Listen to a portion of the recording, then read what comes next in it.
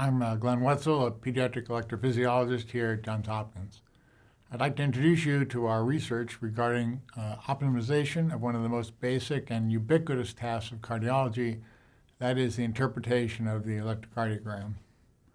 Since Dr. Einthoven reported the invention of the ECG in 1903, ECG machines have improved greatly, but the way we interpret those waveforms, the PQ, RS, and T waves, has not really changed. And the way we have taught the clinical skill of EKG interpretation also remains largely the same. Several years ago, my partner, Dr. Corinne Guerriere at the University of Tennessee, and I began using an ECG of the week approach to teach our pediatric cardiology fellows some of the finer points of ECG interpretation. That process has evolved into a web-based platform that we call Pediatric ECG Review. That program is now used by more than 30 pediatric cardiology fellowship programs, and some 600 physicians and other medical personnel from both the U.S. and abroad have used it for instruction of trainees in pediatric ECG interpretation. Importantly, since this project records the ECG interpretations of the participants, it provides the first large-scale database of pediatric training ECG interpretations to be available for research. When IRB approval, we have extracted that data to a repository of de-identified ECG interpretations.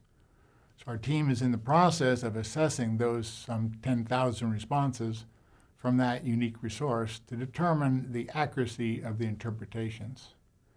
This data will provide us with the first objective assessment of ECG interpretation skills of individual participants and should lead to insights into the most effective way of enhancing those skills.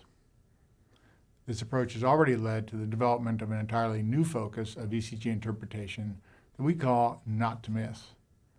As the name implies, not all ECG interpretations have equal clinical significance. We believe that focusing on those critical ECG findings will become of increasing importance in ECG interpretation, particularly in light of the recent advances in AI.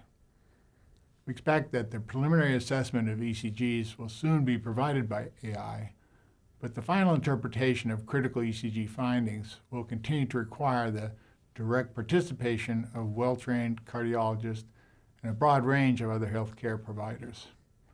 So you may be hearing more about Pediatric ECG Review and not to miss soon. Thanks for listening.